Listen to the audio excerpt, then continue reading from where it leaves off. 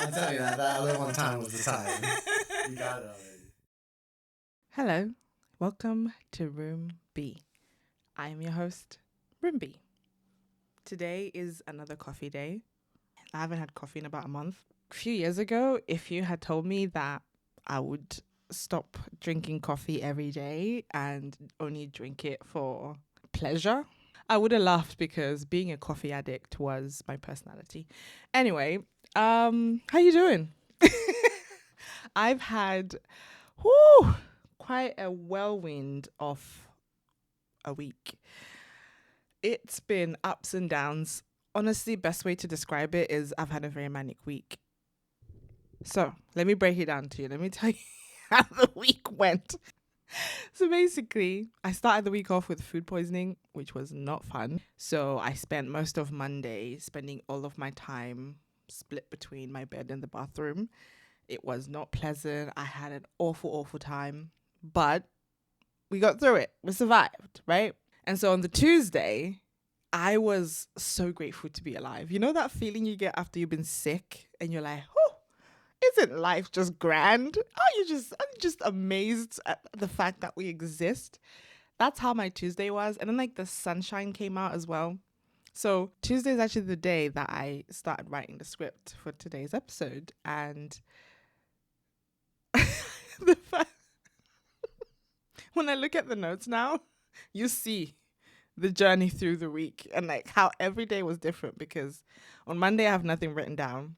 Tuesday I was so happy, I was so positive. I genuinely thought that whatever I'd been going through over the last few months was like finally culminating and I'm suddenly being thrust into this new phase of like starting to feel better. I genuinely thought, wow, we did it. You know, you did the right things and now you're feeling better.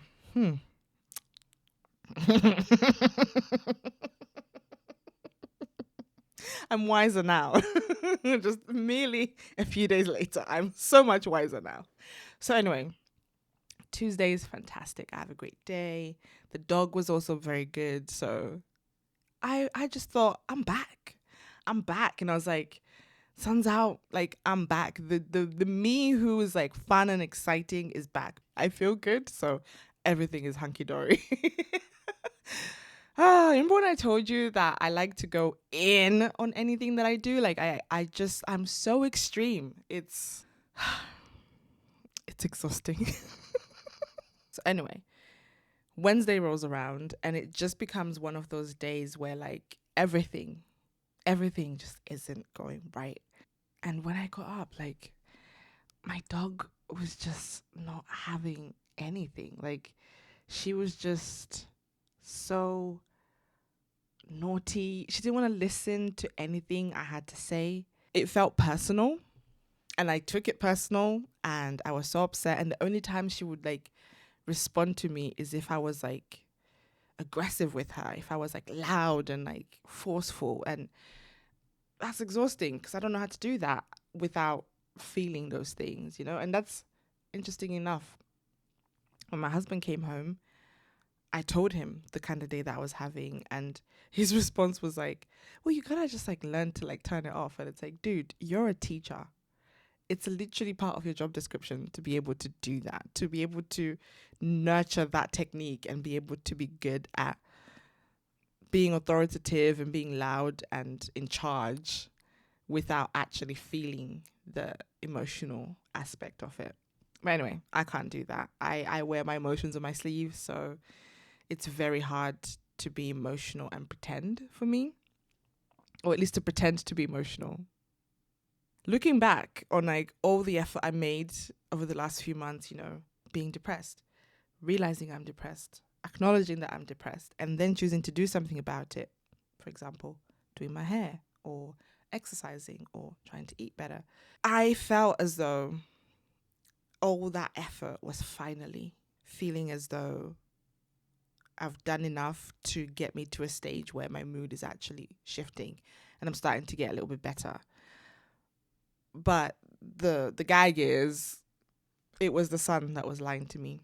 The sun made me think that way when in reality I still felt the same way. It's just that now the sun was out. I was a little bit excited about having the sun out. So husband comes home, right? He's talking about learning to separate the emotions and whatnot. I realize I can't do it. And like, I am just, by then, I'm tired. I'm exhausted. Like, I'm done with the day. Dean was like, let's go get you some food that should cheer you up. And you don't have to worry about cooking today. So went and got food, came home, and then he had to go see a friend. And so I'm more than happy for him to go. I remember even telling him, because as he was leaving, he was like, I really don't want to leave you because you seem upset and I'm going to miss you, that kind of thing. And in my mind, I was like, bye-bye. Like, I even told him, I was like, don't do that. Don't do that when you're about to go see your boy. Like, go hang out with your friend. Like, you don't need to be thinking about me right now, right? You're going to spend time with your friend. Boy, did I regret saying that. Because I shut the door and I heard him walk away. I turned around and I was having a glass of orange juice at the time. So I put my drink on the floor and my dog, Princess Nala, prances over and knocks the orange juice over onto the carpet. And I have a light colored carpet. So instantly I'm like, oh gosh. Like, Dean was home for like maybe 3 hours. And in that time, I managed to get a little bit of a reprieve, you know, because he was helping with the dog and like that kind of thing. And I just got to have a moment to like calm down and like also just having my boo around, you know, just makes everything better. So, oh my gosh, I said better. I might just take a moment to let that sink in. My brain is going, well, actually, it's better.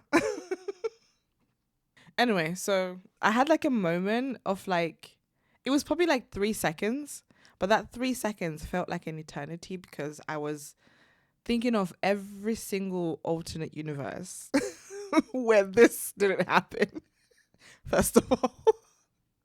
And second, I was also thinking about, damn, it's orange juice. Like, if you're going to do something, you need to do it right now. So naturally, I came back to reality and I had to do the latter. So I cleaned up the orange juice and, you know, I'm proud of myself because cleaning it meant now I don't have an orange juice stain on my carpet. It's fine. I'm happy to know that my rug is clean, right? But at the time, I could have done a lot of things to not have to do that. But anyway, this is how it begins, right? So moments after Dean leaves, that happens. And I guess that just pushed me over the edge and I started getting a migraine. And migraines are something I experience a lot of. So I noticed that's happening. So I figure, okay, time to go take a nap. Shut all the curtains. I'm in bed, ready to take a nap. And when I'm sick, I usually get Nala to sleep in the bed with me because it's just easier that way. And I've spoken about this on the podcast before, like how being depressed helped me realize that when I'm at my worst, I shouldn't shut my dog out and I should have her with me so that she sees what's going on. Because it's when I don't shut her out that she gets more confused because I guess she can also sense something's wrong and then she's being left alone and she has anxiety and it causes more problems, blah, blah, blah. So anyway, Nala is in the bed with me and I'm thinking, okay, we've had a rough day, but we can turn it around by having this nap together. So I am in bed and the symptoms of the migraine are now like, they're stacking up. Like I now feel nauseous. The room feels like it's spinning. I'm starting to get like swirlies in my eyes. Like, so I've got a blindfold on because I'm just trying to get through this migraine, right? And I take in my pain relief and I'm trying to just settle in so that I can take this nap. And the nausea just keeps getting worse and worse and worse and worse to the point where I feel like I have to go throw up. So I have to get up out of bed, go and throw up, which was not pleasant. I didn't make it to the toilet, so I had to throw up in the sink, which is not fun because you kind of have to clean it up because it doesn't properly go down. Oof. So I'm already like, remember the day I've had? I'm trying to feel better.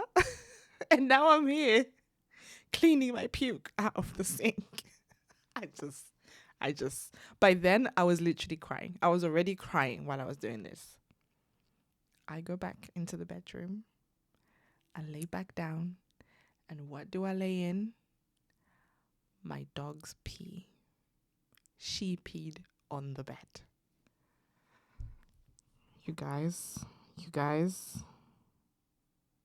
it's at this point, that was, I can't even describe to you how I felt in that moment where the world is just testing you. It's testing you. You're trying to take a nap to feel better, but for some reason you must be awake to puke, to clean it, and to lay in your dog's pee. And not only that, because I'd been in the bathroom for so long, the pee had had time to soak all the way through the mattress. Woo! At this point, like, now I'm dizzy, like, room spinning. I don't even know if this is the migraine or if it's just because I've had it. I've literally reached my limit. I can't do this anymore. That was a rough day. That was a rough day. And that's not including like just the day-to-days, just existing in the world as a woman, as a black woman, like just other things I had to do throughout the day. A normal day, and then you add all of that on top of it. Whew.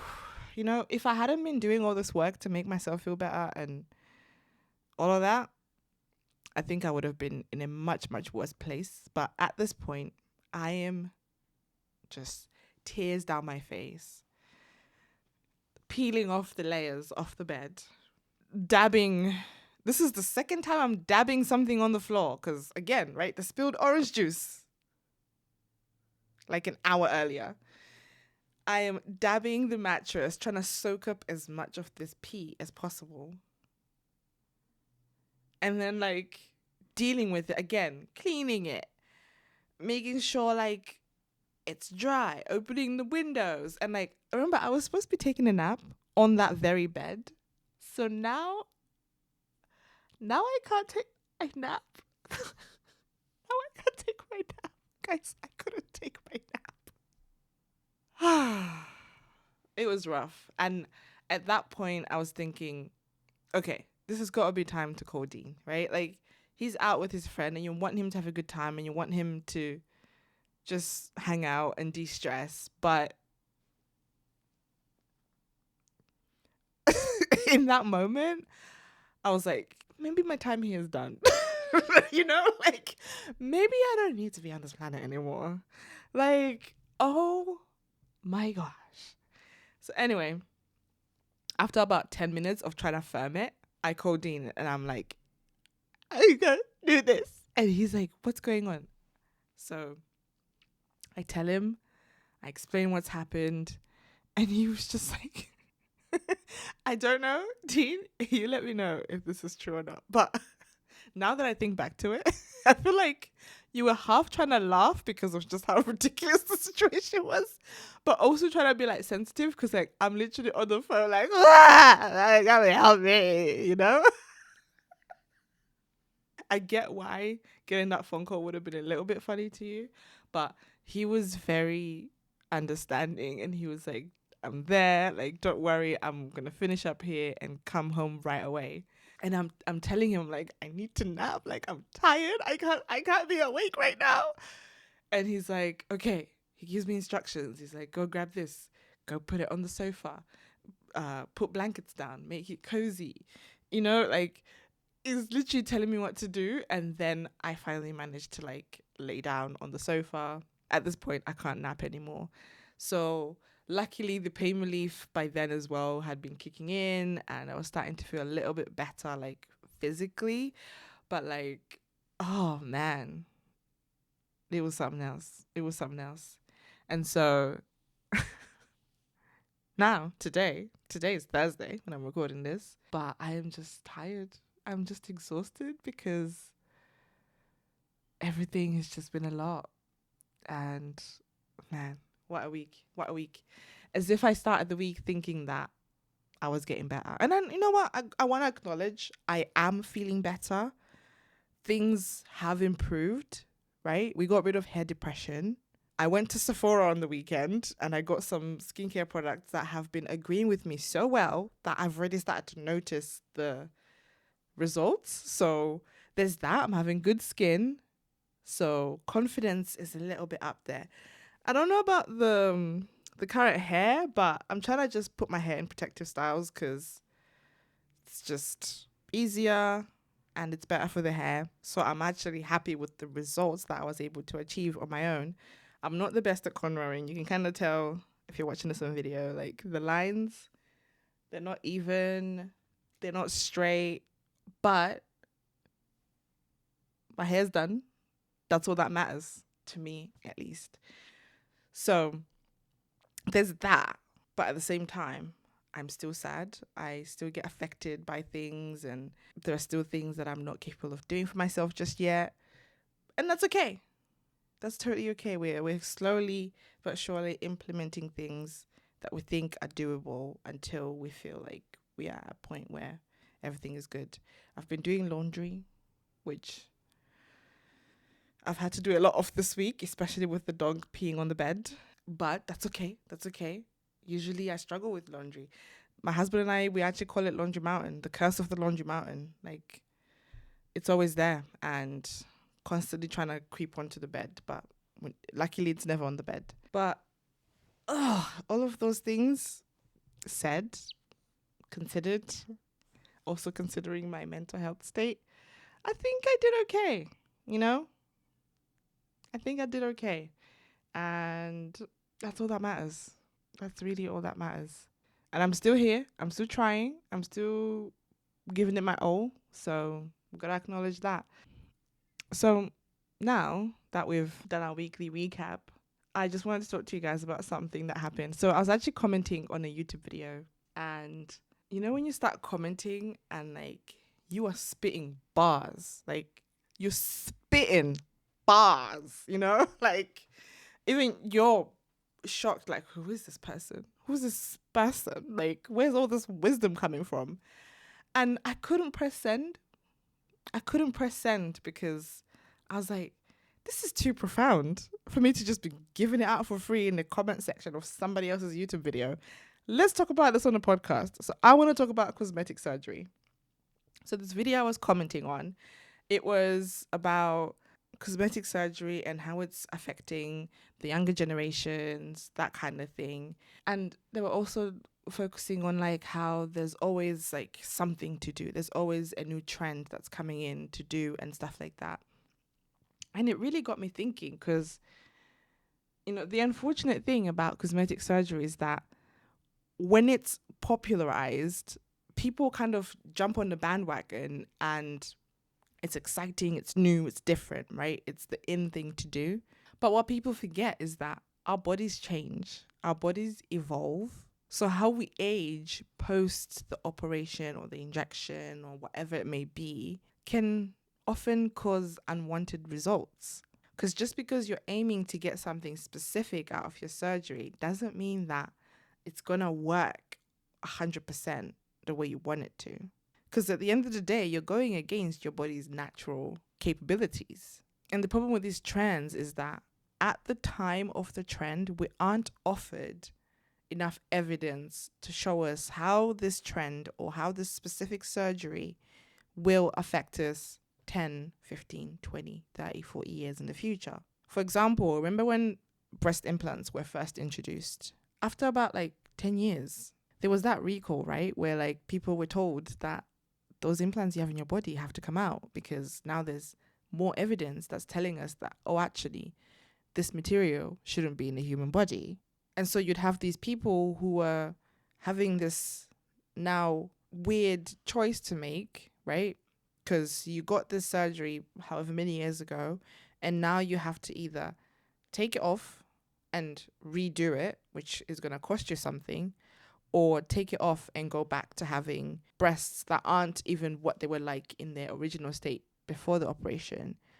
And so you're now going to have to decide with whether paying, I don't know how much it costs to get breast implants, or having saggy, droopy, misshapen breasts, which I imagine is not really a great place to be, right? And the most unfortunate thing about having to potentially fix or alter or do further surgeries on top of the initial surgery is that by the time you finish all that investigation and fixing and altering and changing, whatever it may be, you're no longer the it thing.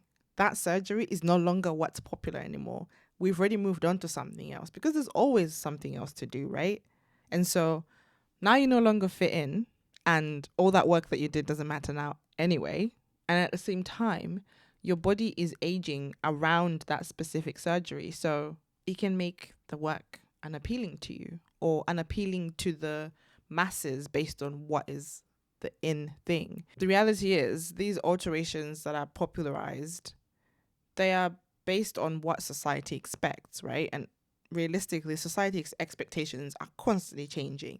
And so I want to acknowledge that not everyone is going to have to do that with their surgeries, whatever.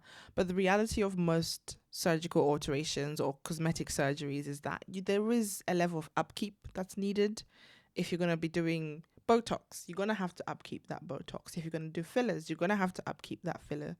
And in the case of breast implants, I'm not saying it's going to happen again specifically with breast implants, but there could be other things where we currently are happy to put those things in our bodies, and then we later on find out that they shouldn't be in our bodies. So what makes that situation really unfortunate is that if you have to then make that effort to constantly maintain this one thing that you made a change of, there's going to come a time when that thing you're doing is no longer the it thing. That surgery you had however many years ago, it's no longer the thing that everybody is rushing to go do. It causes further identity problems because on one hand, you're no longer the it thing because that trend is already gone, right? And then on the other, your body is also aging around that work.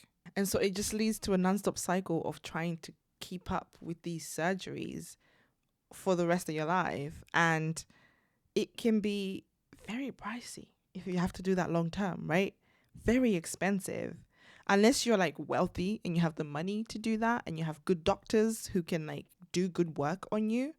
Because that's the other thing. Most doctors don't do great work. I'm not going to lie to you. I think I've only seen like out of like the social media doctors, I've only seen like 2 or 3 doctors who do work that's like, wow, where it's like, okay, you know what?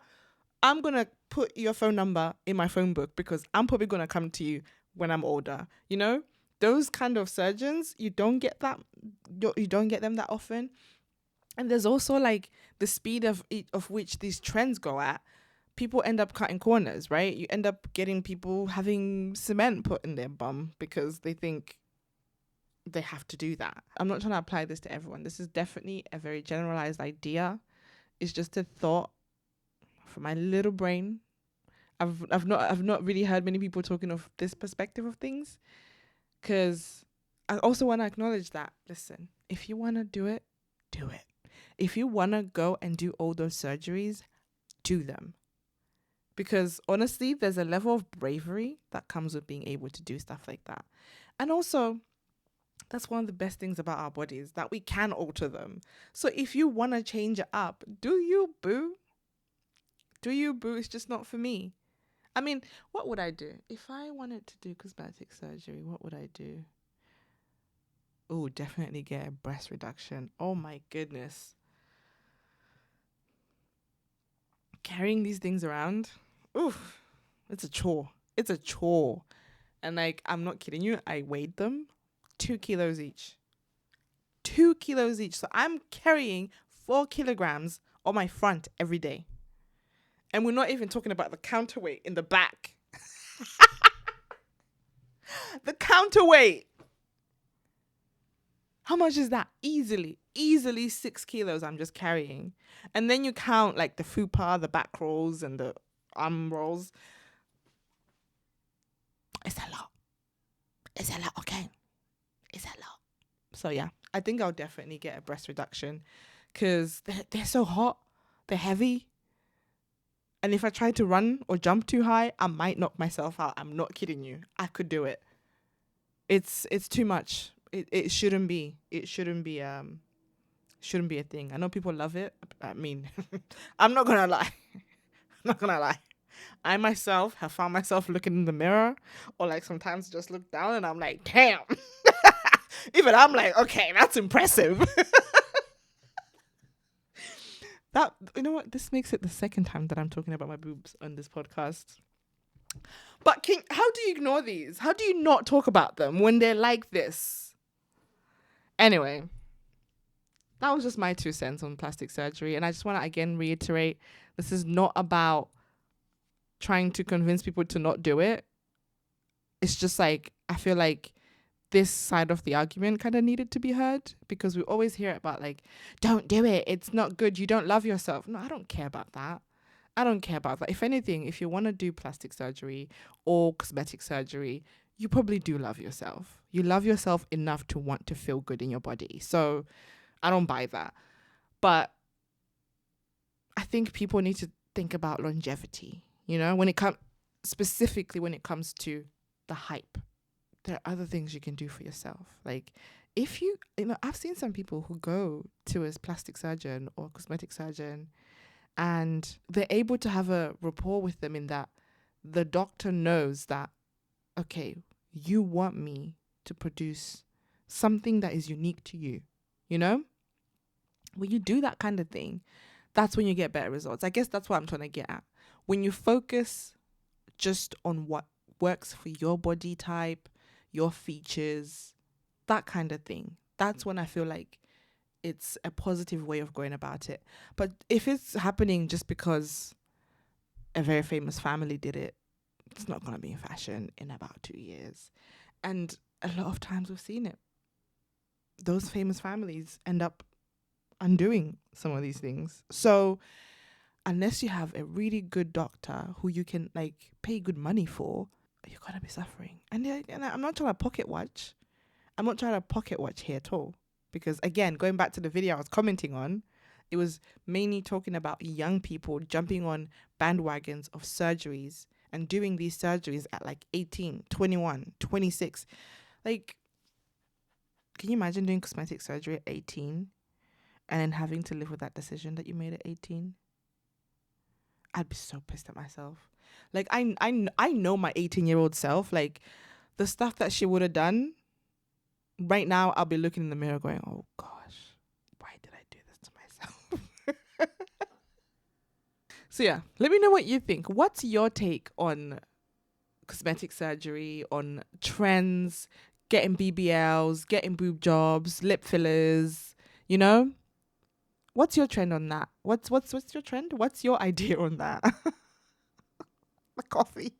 The coffee is hitting me, you guys. I think I need to go and like go for a run or something, because this coffee, yeah, it's giving me the I'm way too excitable. But yeah, something for you to think about. Let me know what you think in the comment section. If you want to, you can DM me on Instagram at roombpod. Whatever you prefer, let me know. I hope that you stay awesome, be kind, and spread positivity.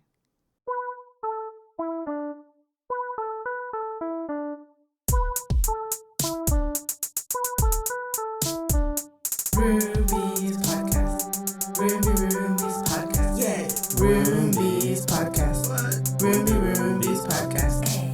Ruby's podcast. This is Ruby's podcast. What? Ruby's podcast. Yeah. Ruby's podcast. Oh yeah.